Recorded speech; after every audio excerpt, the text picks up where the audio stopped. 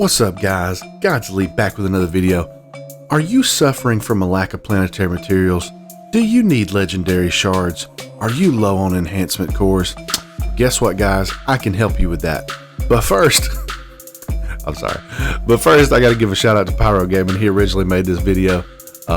Basically I'll have in the description his channel, his video, his Twitter, his discount code, so you can go support him, follow him, make sure you check his videos out. He got some good content. But basically what you can do is you can go to any of the forges and you can farm planetary materials, which by doing that you can also then farm legendary shards, enhancement cores, and things like that. So basically the first thing you need to do though is you need to lower your power level. That way whenever you go into these forges you're getting matched up with other people of similar power to you, so you should be only getting matched up with people who are also doing this farm, and you're not messing with people who are actually trying to play the game. First you need to lower your power level, and so if you've got like a mask in your inventory still, or you can go into your collection and grab one of those, and then you can also go to Hawthorne. She's got some 200 power green gear that you can buy, that you can put on as well. And if you get yourself around below the 450-ish, I'm at like 390 power level, then you should be good to go.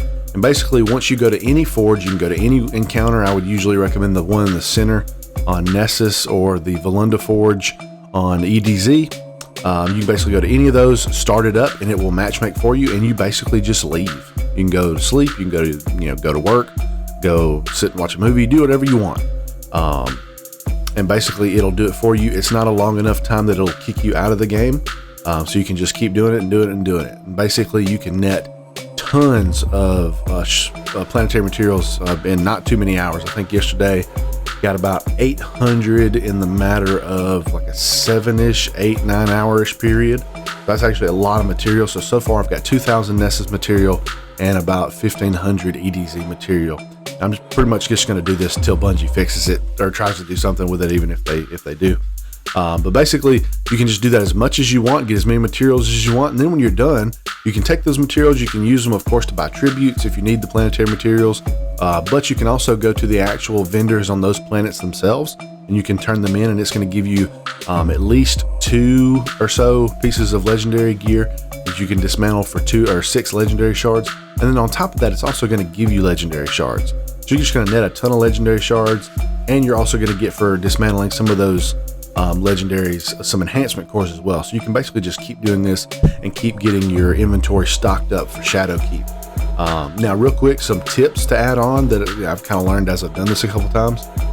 If you're playing on PC, your BattleNet will refresh every so many hours, and so if you've been playing for a while and then you decide to do this AFK, middle of the night, say if you're sleeping, it probably will kick you out of the game and say, hey, restart BattleNet. So what I usually recommend is that before you leave or before you go to bed or whatever it is that you like to do while this farm is going on, I'd recommend going and closing the game, closing BattleNet, and restarting everything so it refreshes the timers, I guess you would say.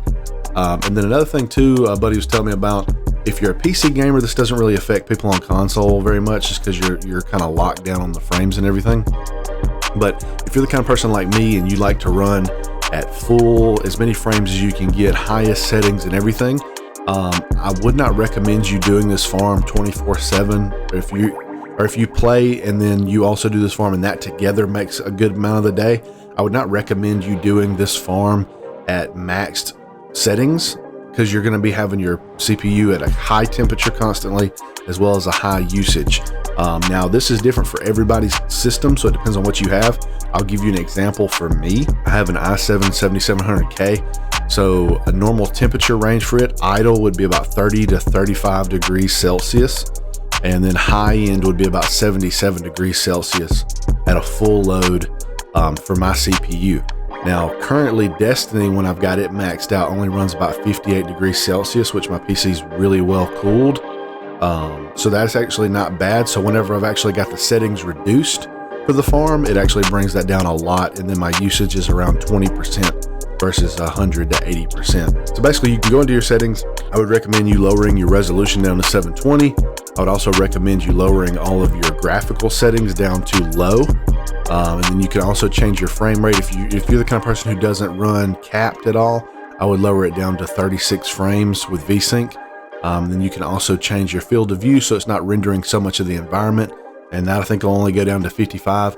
and then you can down to the, I think, render resolution, I believe, at the very bottom, which I've got it in the video, and lower it down to 25, which is the lowest it will go.